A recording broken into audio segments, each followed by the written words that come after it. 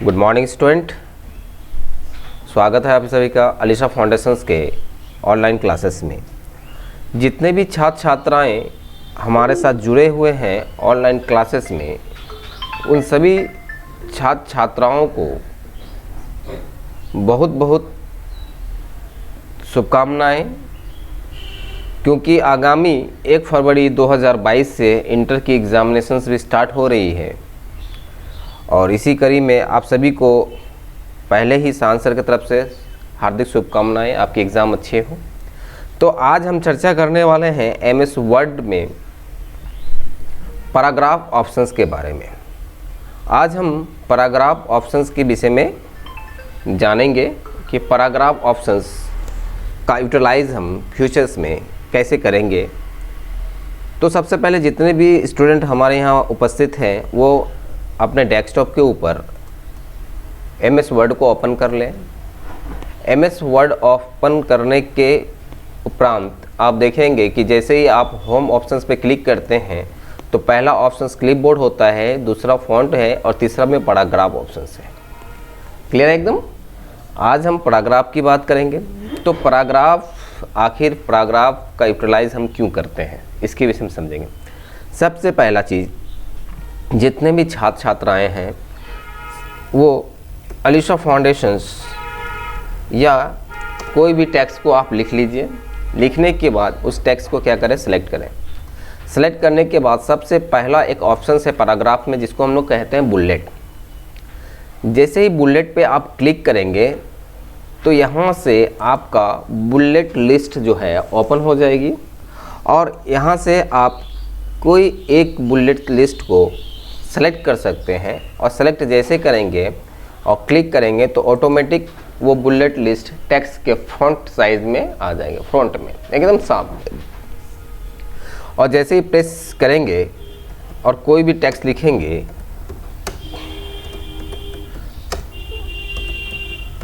तो क्या देखेंगे कि ऑलरेडी वो टेक्स्ट के अंदर फिर से वो हमारा बुलेट्स आ गया है। अब हम चाहेंगे कि ये बुलेट्स ना होकर एक नंबर आए, तो इसके लिए हम लोग दूसरे ऑप्शंस का प्रयोग करेंगे जिसको नंबरिंग ऑप्शंस कहा जाता है। इसमें भी आपका नंबरिंग ऑप्शंस है और यहाँ से आप चूज़ कर सकते हैं जो आपका नंबरिंग ऑप्शंस को लेना है और वहाँ पे क्लिक करेंगे तो वो नंबर ऑप्शंस ऑलरेडी आपके बीच में आ जाएगा। देख रहे हैं ना सभी को। अब अगर मान लीजिए आप क्वेश्चंस बना रहे हैं तो क्वेश्चंस के समय आपको मल्टी लिस्ट की प्रयोग करना पड़ेगा, मल्टी लिस्ट की आवश्यकता पड़ेगी। उस परिस्थिति पे आप यहाँ से मल्टी लिस्ट का भी प्रयोग कर सकते हैं। आर्टिकल 1, आर्टिकल 3, आर्टिकल, है ना। ऐसे अगर आपको मान लीजिए नहीं लेना है तो क्या करेंगे, आप यहाँ से चेंज कर सकते हैं। एक तो हम लोग क्लियर फॉर्मेटिंग करेंगे तो भी आ जाएगा। पहले ही कल का क्लास में हम बता चुके हैं कि अगर जो भी फॉर्मेटिंग आपने किया है हमको फिर से पहले जैसा करना हो तो हम लोग क्लियर में क्लिक करेंगे, क्लियर ऑप्शंस में, तो ऑलरेडी पहले जैसा हो जाएगा। अब हम चलते हैं, एक ऑप्शन है जिसको बोलते हैं डिक्रीज और इंक्रीज। डिक्रीज और इंक्रीज क्या होता है समझिए। जो भी टेक्स्ट आपने लिखा है और लिखने का पेज होता है, उस पेज का एक लेफ्ट एज होता है, एक राइट एज होती है। यानी कि पेज का ये लेफ्ट एज है और ये राइट एज है। तो आप क्या कर सकते हैं, इंक्रीज कर सकते हैं और डिक्रीज कर सकते हैं अपने टेक्स्ट को। किसके साइड, लेफ्ट एज के साइड या राइट एज के साइड में आप कर सकते हैं। अब हम बात करेंगे नेक्स्ट ऑप्शंस का, सॉर्टिंग का। तो आप देखेंगे मैंने दो टेक्स्ट को लिखा है, ए और बी। अब ये ए और बी को हम सेलेक्ट करेंगे और हम सॉर्ट वाले ऑप्शंस में क्लिक करेंगे तो यहाँ पे सॉर्ट आपको खुल जाएगी। अब यहाँ पे देखिए जो टेक्स्ट है हम लोग क्या कर रहे हैं, टेक्स्ट को ले रहे हैं और उसको दो मोड में ले रहे हैं, एक असेंडिंग मोड, एक डिसेंडिंग मोड। अगर असेंडिंग मोड में रहता है और ओके करते हैं तो यहाँ पे किसी तरह का कोई परिवर्तन या चेंजेस नहीं दिखने को मिलेगी। बट जैसे ही हम शॉर्ट में क्लिक करते हैं और डिसेंडिंग मोड में क्लिक करेंगे तो जो टेक्स्ट यहाँ पे दिख रहा था वो अब चेंज में दिख रहा है। क्योंकि पहले ए था बाद में बी था, अब डिसेंडिंग मोड में कर दिए तो पहले क्या हो गया, बी हो गया, बाद में ए हो गया। तो हम लोग असेंडिंग मोड और डिसेंडिंग मोड को भी समझ गए। तो हम लोग यहाँ से शॉर्ट के अंदर क्लिक करके असेंडिंग मोड में और डिसेंडिंग मोड में अपने टेक्स्ट को कर सकते हैं अपने अकॉर्डिंग, आपके आवश्यकता के अनुसार। अब हम बात कर रहे हैं नेक्स्ट ऑप्शन, जिसको हम लोग बोलते हैं पैराग्राफ मार्क।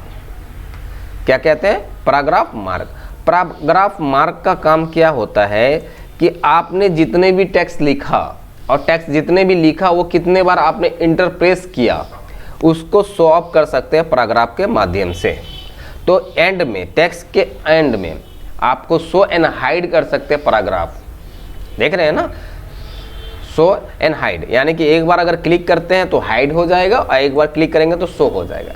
ठीक है, ये हम कर सकते हैं। नेक्स्ट अब हम बात करेंगे जो ऑप्शंस है, इस ऑप्शंस को हम लोग अलाइनमेंट के विषय में जानेंगे कि अलाइनमेंट जो है 3 तरह का होता है, एक लेफ्ट, सेंटर और राइट। आपने जो टेक्स्ट लिखा है वो पेज के अलाइनमेंट बोथ साइड, यानी कि पेज के बोथ साइड और उसके बीच में मिडिल होता है ना, एक लेफ्ट एज और एक राइट एज, एक मिडिल होता है ना, सेंटर जिसको हम लोग कहते हैं। हम टेक्स्ट को सेंटर में अगर करना चाहें तो आप सेंटर में क्लिक करेंगे तो ऑलरेडी टेक्स्ट क्या होगा, सेंटर में आ जाएगा। अगर हम लेफ्ट में क्लिक करते हैं तो लेफ्ट में आ जाएगा, और राइट लेफ्ट में करते हैं तो लेफ्ट तो ऑलरेडी बाय डिफ़ॉल्ट होता ही है हमारा, जब भी हम कोई टेक्स्ट लिखते हैं तो बाय डिफ़ॉल्ट हमारा लेफ्ट में ही होता है। तो अपने अकॉर्डिंग अपने टेक्स्ट को आप पैराग्राफ के किसी भी साइड पे ले जा सकते हैं, यानी कि सेंटर ले सकते हैं, राइट ले जा सकते हैं और लेफ्ट भी ले जा सकते हैं, राइट। उसके बाद आप एक काम करेंगे कि मान लीजिए कि जब आपकी बहुत सारी टेक्स्ट होती है, क्या होती है, बहुत सारी टेक्स्ट होती है, तो आप देखेंगे कि लेफ्ट एज जो है बराबर होता है और राइट एज बराबर नहीं हो पाता है, इक्वल नहीं हो पा रहा है। देखिए ये लेफ्ट साइड क्या है, एकदम इक्वल है, मगर राइट साइड इक्वल नहीं है। तो इस परिस्थिति में हम लोग क्या करेंगे, सारे जितने भी टेक्स्ट हमने लिखा है उसको टेक्स्ट को लिखने के बाद यहाँ से हम लोग जस्टिफाई पे क्लिक करेंगे। जैसे ही जस्टिफाई पे क्लिक करेंगे तो देखेंगे कि left edge and right edge both equal, यानी कि राइट एज भी इक्वल हो गया और बोथ राइट साइड भी इक्वल हो गया, राइट। तो पैराग्राफ क्या होता है, जस्टिफाई हो जाता है, दोनों साइड इक्वल कर दिया जाता है। अब बात करेंगे कि पैराग्राफ के अंदर जो ये सेंटेंस लिखे हैं, जो भी टेक्स्ट लिखे हैं, उसकी स्पेसिंग बिटवीन, यानी कि एक लाइन के बाद दूसरा जो लाइन है उसके बीच का गैप, इसको हम लोग स्पेसिंग कहते हैं। क्या कहते हैं बाबू, स्पेसिंग कहते हैं। इस स्पेसिंग को हम लोग बढ़ा सकते हैं और घटा भी सकते हैं। क्या कर सकते हैं, बढ़ा भी सकते हैं और घटा भी सकते हैं। तो अपने अकॉर्डिंग आप लोग क्या कर सकते हैं, पैराग्राफ लाइन को आप ले सकते हैं और घटा सकते हैं, आप उसको ले भी सकते हैं और घटा भी सकते हैं। अपने अकॉर्डिंग जितनी आपकी आवश्यकता है उसके हिसाब से आप इसको सेटअप कर सकते हैं, ठीक है। अब हम बात करते हैं कि जो हमने टेक्स्ट लिखा, ये टेक्स्ट का शेडिंग होना चाहिए। शेडिंग का मतलब क्या होता है कि जो कलर, ठीक है, देख रहे हैं ना, शेडिंग यानी कि जिस एरिया में आपका कर्सर होगा उस एरिया में वो ऑलरेडी शेडिंग्स ले लेगा, देख रहे हैं ना, ठीक है। तो यहाँ पे हम कर्सर रख रहे हैं और यहाँ से हम लोग क्या कर रहे हैं, शेडिंग दे रहे हैं। अलग अलग शेडिंग्स आप दे सकते हैं यहाँ से, और आप चाहते नहीं हमको एक ही शेडिंग देना है तो जितने भी टेक्सेस है उस टेक्सेस को सिलेक्ट कर लीजिए। सेलेक्ट करने के बाद आप यहाँ से क्या कर सकते हैं, कोई भी एक शेडिंग कलर को अप्लाई कर सकते हैं, राइट। तो क्या होगा, सारे टेक्स्ट पे एक ही तरह का हमारा शेडिंग कलर हो जाएगा। और अब बात करते हैं कि मान लीजिए कि आपको इतनी टेक्स्ट है, ये टेक्स्ट है, इस टेक्स्ट के अंदर हमें बॉर्डर चाहिए, तो हम लोग यहाँ से क्लिक करेंगे और यहाँ से बॉर्डर, ऑल बॉर्डर में क्लिक करेंगे तो आपका क्या होगा, बॉर्डर आ जाएगा, ठीक है। बट आप चाहते हैं कि सर हम ऑल बॉर्डर नहीं लेना चाहते हैं, ऑल बॉर्डर आप नहीं लेना चाहते हैं तो नो बॉर्डर में क्लिक कर दीजिए। हम चाहते हैं कि ये जो फ्रंट टेक्स्ट है इस टेक्स्ट के ऊपर सिर्फ बॉर्डर हो, तो यहाँ से हम लोग टॉप बॉर्डर ले सकते हैं। तो क्या होगा, ऊपर में बॉर्डर होगा, ऊपर वाले में, देख रहे हो ना। तो यहाँ से तो हम बॉर्डर को ले भी सकते हैं और बॉर्डर को हम लोग रिमूव भी कर सकते हैं नो बॉर्डर करके, ठीक है। और हम लोग क्या कर सकते हैं, जो हमने शेडिंग्स लिया है ये शेडिंग्स को यहाँ से हम लोग नो शेडिंग भी कर सकते हैं, क्लियर एकदम।